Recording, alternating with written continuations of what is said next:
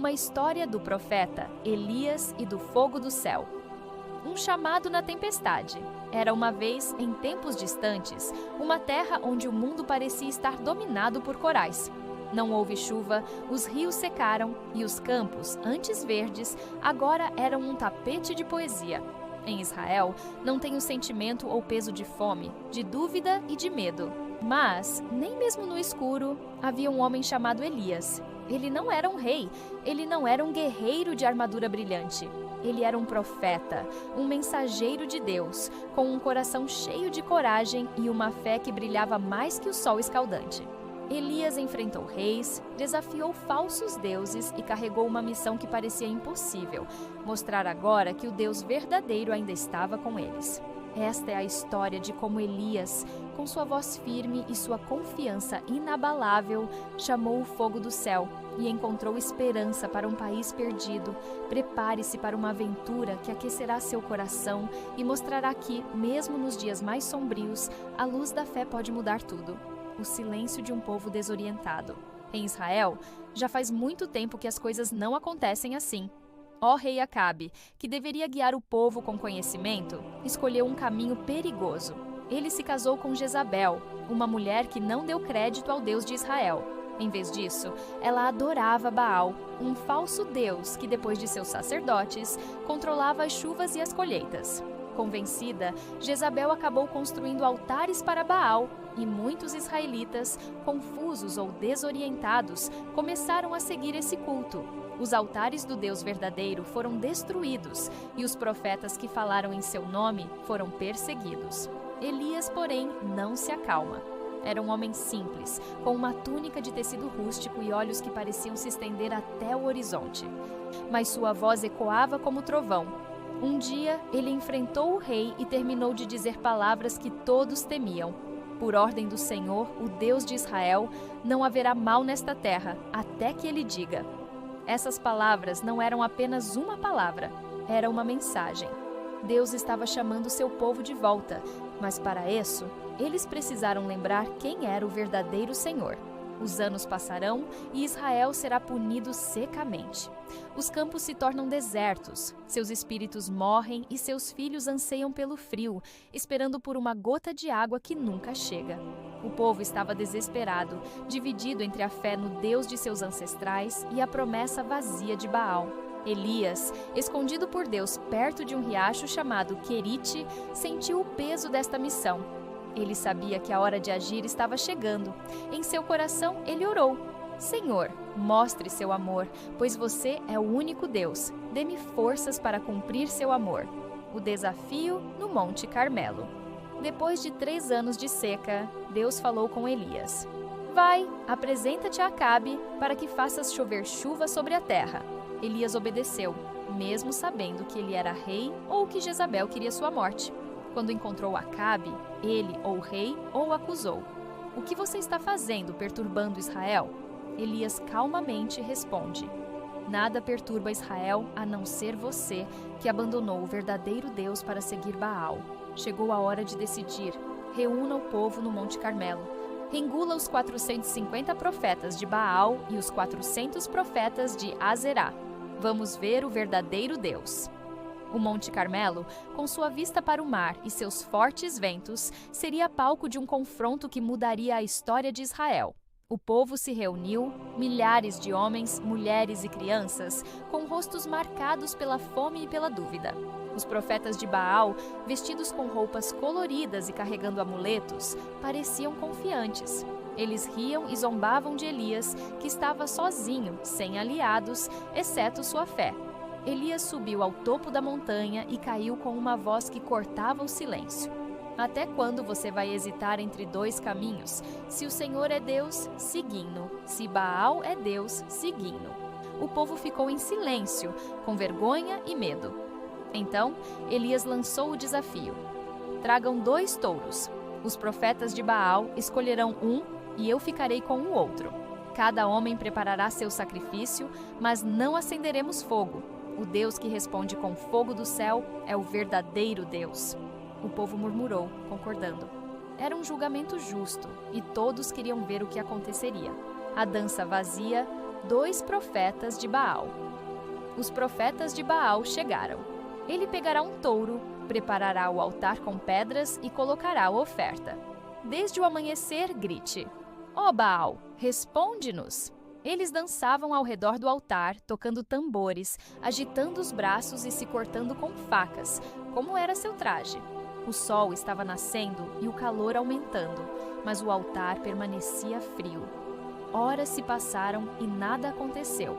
Elias, sentado a poucos metros de distância, observava com o nariz firme e mais calmo.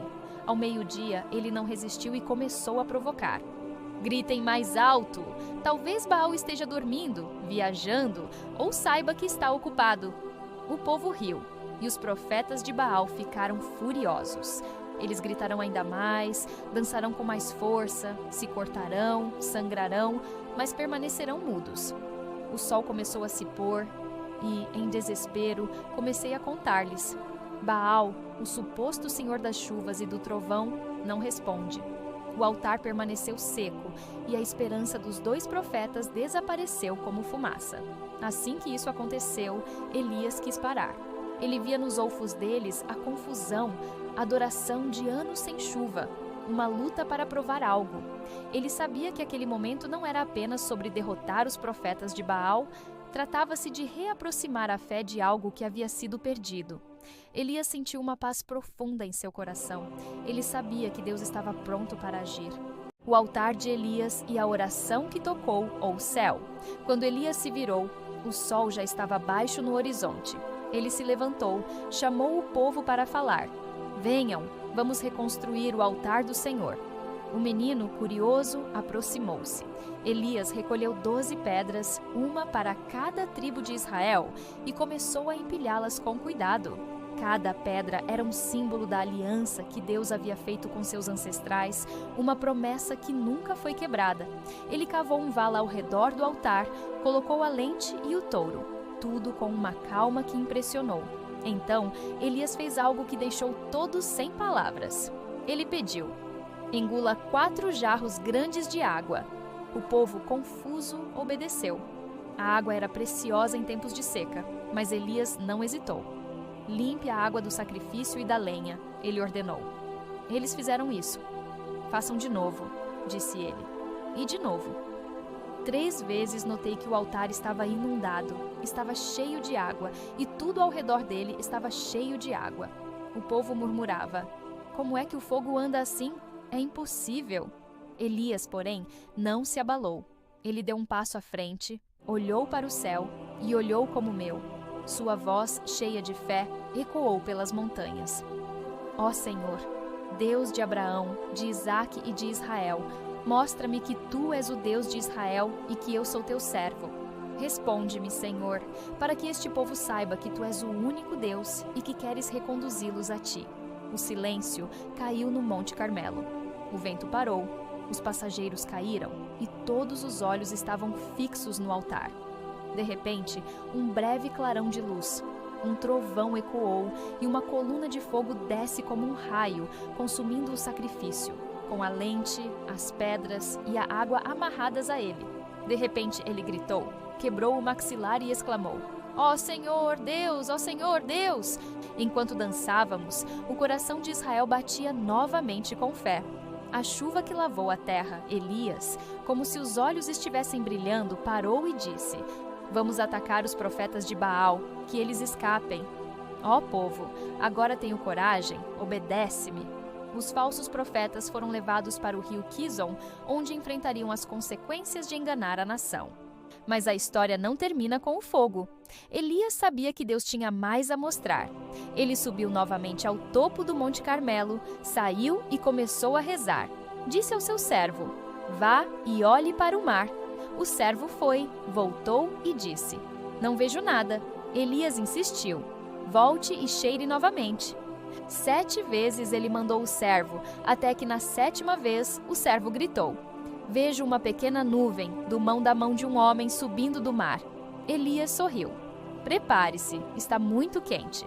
E então, o céu, que durante 3 anos fora feito de bronze, escureceu.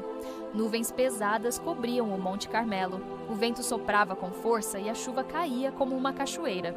O povo correu, mirrendo e chorando, agradecendo a Deus. Elias, cheio de energia, correu à frente da carruagem de Acabe, guiado pelo Espírito de Deus, para chegar à cidade de Jezreel. A terra, seca e morta, bebeu a água com gratidão, e o coração da terra, antes seco pela dúvida, agora transborda de esperança. Uma lição para o coração. A história de Elias e o fogo do céu não é apenas sobre um milagre. É sobre coragem, sobre acreditar em si mesmo quando tudo parece perdido. Elias era um homem comum, como você ou eu, mas ele confiável em Deus com todo o seu coração. Ele enfrentou um rei, 850 falsos profetas e duvidou por um tempo, mas nunca desistiu. Ele sabia que Deus cumpre suas promessas, mesmo quando o templo está vazio e o altar está quebrado. Para as crianças que ouvem esta história, Elias nos ensina algo muito especial. Não importa o tamanho do problema, Deus está com você. Às vezes a vida pode parecer seca, cheia de dificuldades, mas Deus vê seu coração. Quando você ora, quando você confia, Ele pode enviar a luz da sua cela para mostrar que Ele está ao seu lado.